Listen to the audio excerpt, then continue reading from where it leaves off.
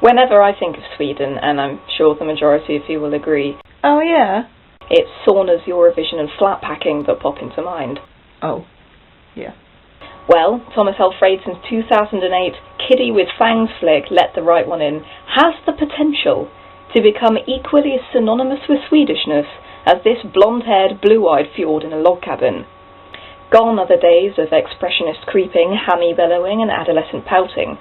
A glamorous portrayal of everlasting youth and illicit nocturnal activities, this is not, but rather the heart-tingling tale of two 12-year-olds brought together by loneliness and kept together by a shared appreciation of Rubik's Cubes and blood spillage.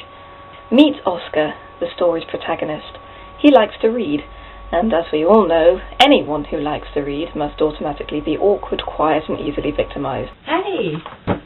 In moves Ellie, an unusual figure clothed in rags with a manner indefinite enough to be that of a 12 or 200-year-old. I wonder why. Arguably, in spite of some of the brutal depictions of Ellie's feasting, or the unforgiving consequences that befall careless vampires, this ought not even to be considered a horror film.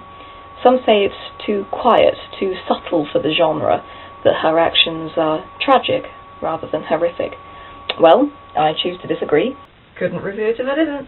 Because the horror comes in other forms. From the content, Oscar's treatment at the hands of his tormentors, the dispassionate and matter-of-fact nature of the murders committed for Ellie's sake by her unfalteringly loyal guardian, to the way they're presented. Only someone with the skill of Alfredsson could turn something as innocuous as gently falling snow into the silent, intimidating force that it is in this film. Long takes of extreme detail build an unusual level of intimacy with the characters, and repeated shots from behind, obscured faces and trailing camera movement all help to alter the role of the viewer from mere witness to voyeur, which, if you're anything like me, is an uncomfortable role to be associated with. Discomfort is inspired within the audience, for it's almost impossible not to find beauty in even the most vicious and gruesome of scenes.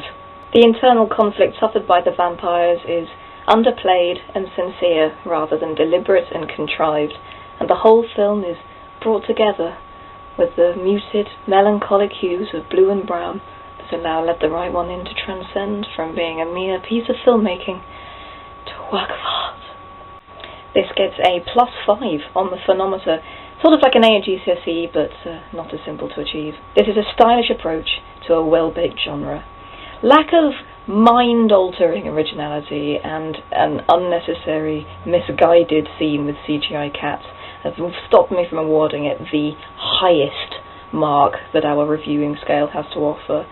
But if you've ever wanted to see what I look like when presented with a bowl of summer fruit coulis, then this might be the film for you. Thank you for watching.